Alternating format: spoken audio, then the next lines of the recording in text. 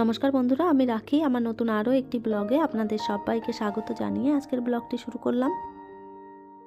কেমন আছেন আপনারা সবাই? আশা করছি ভালো আছেন, আর আমরাও ভালো রয়েছি। এখন বাজে সকাল 9টা, আপনাদেরকে সাথে নিয়েই ব্লগটা শুরু করলাম।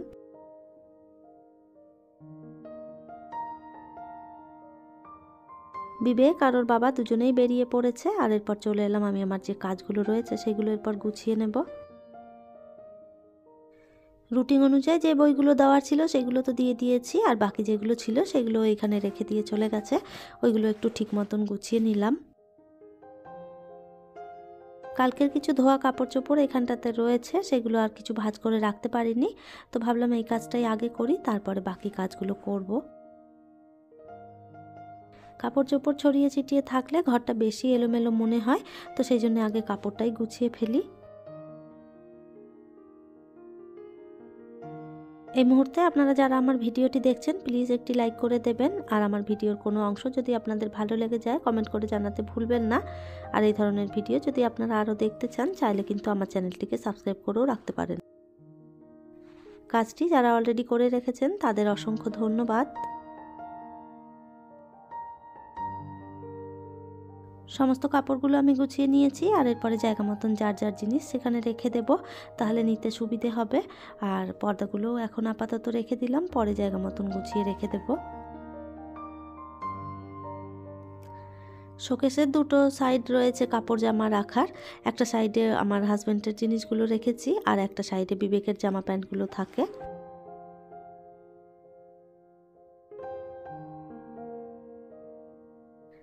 আর এই তো আরও কিছু কাপড় চোপড় বেরিয়ে গেছে কাচার জন্যে, একটা গুছিয়ে রাখতে না রাখতেই আরও কাচা বেরিয়ে যায়। প্রত্যেকটা দিন কাচা ধোয়া এত বের হয়, কোথা থেকে যে আসে আমি নিজেও বুঝতে পারি না। বিছানাটাও আমি গুছিয়ে একদম ব্ল্যাঙ্কেটগুলো ভাঁজ করে রেখেছিলাম, আর ওইগুলোই এবার একটু জায়গা মতন রেখে দিচ্ছি। আমার ওয়ার্ড্রপটা অনেকটা বড়, এর ভেতরে অনেক জিনিসপত্র ধরে, কাপড় চোপড় রাখার পরও অনেকটা জায়গা থেকে যায়। তো এটার মধ্যেই আমি ব্ল্যাঙ্কেট বালিশ যেগুলো আমি ব্যবহার করি সমস্তটা এর মধ্যে ভাঁজ করে রেখে দিই, তাহলে কি হয় সমস্তটা একদম গোছানো থাকে। আবার যখন রাতে শুতে যাই তখন আবার বের করে নিই। বিছানাটা যদি সবসময়ের জন্য খালি থাকে তাহলে কিন্তু দেখতেও ভালো লাগে, আর ওর মধ্যে গিয়ে বসতে শুতেও অসুবিধে হয় না। আর বেশি এলোমেলো করে রাখলে কিন্তু সেটাতে শোয়া বসারও অসুবিধে হয়, আবার দেখতেও ভালো লাগে না। তো সেই জন্য আমি সবসময় বিছানাটাকে ফাঁকা করেই রাখার চেষ্টা করি। প্রতিদিন যদি ঘরের পেছনে 1 ঘন্টা সময় দেওয়া যায় তাহলে কিন্তু ঘর বাড়ি একদম পরিষ্কার পরিচ্ছন্ন টিপটপ থাকে। আমার হাজব্যান্ড আর ছেলে বেরিয়ে যাওয়ার পরে এই টাইমটা আমি আমার ঘরটার পেছনে কিন্তু 1 ঘন্টা প্রত্যেক দিন দিয়ে থাকি। সারাদিনের জিনিসপত্র এখানে ওখানে ছড়িয়ে ছিটিয়ে রাখতে রাখতে ঘরটা কিন্তু একদম এলোমেলো হয়ে যায়, আর এই 1 ঘন্টা সময়ের মধ্যে আমি যেখানে যে জিনিসটা বের করি সেই জিনিসটা সেই জায়গাতেই রাখি গুছিয়ে। আগে আমি যেটা করতাম সেটা হচ্ছে যেখানকার জিনিস সেখানেই পড়ে থাকতো, আর মনে হতো যেন পরে রেখে দেব, আর পরটা আর কখনোই হতো না, সেটা কিন্তু ওভাবেই পড়ে থাকতো। আর ওই কারণেই দেখা যেত পুরো ঘর এলোমেলো একটা একটা জিনিস রাখতে রাখতে একদম ছড়িয়ে ছিটিয়ে থাকতো। তো এখন সেই অভ্যেসটা আমি একদম চেঞ্জ করে ফেলেছি। আর এই অভ্যেসটা চেঞ্জ করার পর কিন্তু এখন আমার ঘর দুয়ার একদম পরিপাটি থাকে সব সময়। আর এই যে সব জিনিসপত্রগুলো আমি একটু মুছে নিলাম, আর এইগুলো তো আর প্রত্যেক দিন মোছা হয় না, যখন সময় পাই তখনই মুছি। আজকে যেমন একটু ভাবলাম মুছে ফেলি, বেশ কয়েকদিন হয়েছে মোছা হয়নি।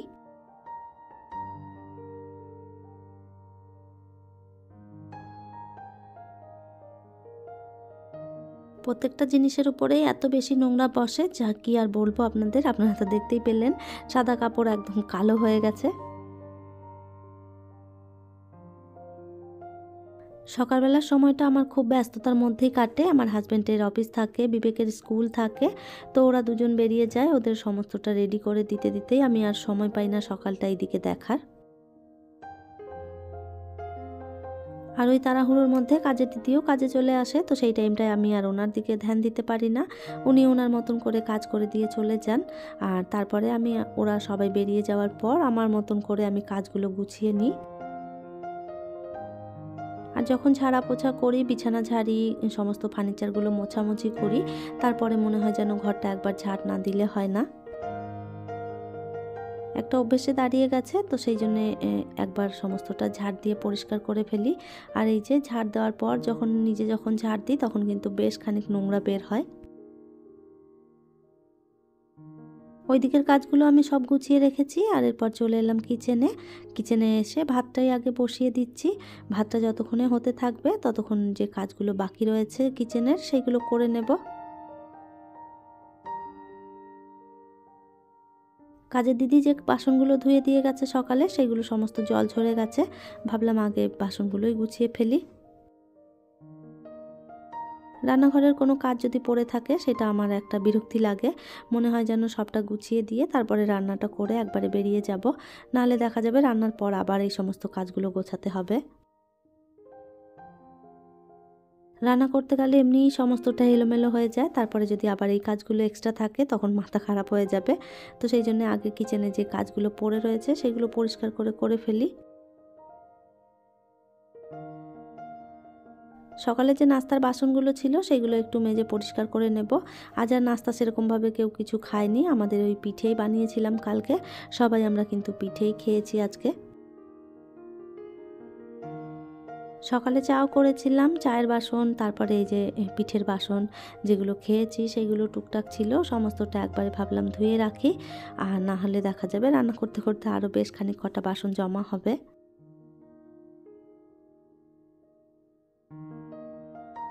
কালকে পিঠে বানিয়েছি, আবার মায়ের বাড়িতে গিয়ে আজকেও পিঠে বানানো হবে। মা বলেছে আসবি তাহলে পিঠে করব। তো ওখানে আবার বিকেলবেলায় যাব। মায়ের ওখানে গেলে আবার দেখি মা কী কী পিঠে করে। আর এই যে মকরের পর থেকে পিঠে কিন্তু চলতেই থাকে। মায়ের বাড়ি, আমার নিজের বাড়িতে আবার কখনো মা করে, আমি করি। আবার যদি কখনো কোনো পিঠে বাদ হয়ে যায় সেটাও আবার করা হয়। তো এখন কিন্তু ২-৩ দিন ধরে পিঠের পর্ব চলতেই থাকবে। আর এই তো বাসনগুলো সমস্ত ধুয়ে ফেলেছি আর বেসিনটাও ভালো করে পরিষ্কার করে নিলাম।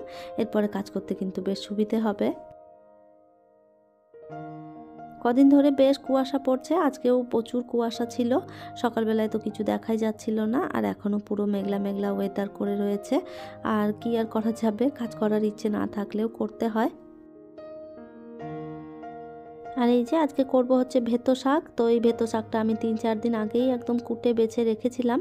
তো অনেক দিন থাকতে থাকতে দেখা যাচ্ছে শাকগুলো নষ্ট হয়ে যাচ্ছে। কয়েকদিন ধরেই করব মনে করেছি, আর করা হয়নি। প্রায় ৩-৪ দিন আগেই শাকটা বেছে রেখেছিলাম। কেমন যেন একটু নষ্ট নষ্টও হয়ে গেছে। কয়েকটা শাক তো আমি ফেলেই দিয়েছি। আর এরপর আজকে যদি না করি এরপরে কিন্তু শাকটা পুরোটা ফেলেই দিতে হবে। রান্নাঘরের কাজগুলো গোছাতে গোছাতে আমার ভাতটাও কিন্তু একদম হয়ে গেছে এখানে। আর ভাতটা নামিয়ে নিয়ে তারপর রান্নাটা বসাবো।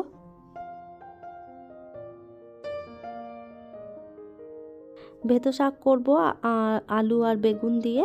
তো সেই জন্য আলু বেগুনটা আগেই আমি কেটে নিয়েছি। আর এরপরে যে কড়াইতে তেল দিয়ে এর মধ্যে একটু কালো জিরে, রসুন আর কাঁচা লঙ্কা দিয়েছি। আলুটাও এর মধ্যে দিয়ে দিলাম, একটু নেড়ে চেড়ে তারপরে বেগুনটাও দিয়ে দিয়েছি। আলু বেগুনটা একটু ভালো করে লাল লাল করে ভেজে নেব। আর এরপরে এর মধ্যে দিয়ে দিলাম পরিমাণ মতো নুন, হলুদ, আর একটু এর মধ্যে দিয়ে দেব জিরের গুঁড়ো, ধনের গুঁড়ো। মশলাটা দিয়ে একটু ভালো করে নেড়ে চেড়ে তারপরে এর মধ্যে দিয়ে দেবো ওই যে কেটে রাখা শাকটা। তো এই যে শাক দিয়ে কিন্তু বেশি ঢাকা চাপা দেব না, এমনিভাবেই আর কি ভাজাটা করব। ঢাকা চাপা দিলে কালারটা একদম আলাদা রকম হয়ে যায়। একদম আঁচটা কমিয়ে তারপরে আস্তে আস্তে করে রান্নাটা করেছিলাম। তো সেই জন্য আলুটা বেগুনটা সমস্তটা একবারে সিদ্ধ হয়ে গেছে। আর এই যে রান্নাটা হয়ে গেছে, নামিয়ে নিলাম। আগের দিন রাতেই বলেছিলাম হাঁসের মাংস রয়েছে, তো সেটা কাল রাতে রান্না করেছিলাম। আর এতটা মাংস তো আর রাতে খেয়ে শেষ করতে পারিনি। তো সেই মাংসটাই ছিল। তো ওই যে গরম করে নিচ্ছি, আমি আর বিবেক দুজনেই খাবো। তো আজ আর কিছু রান্না করব না, এটা দিয়েই হয়ে যাবে।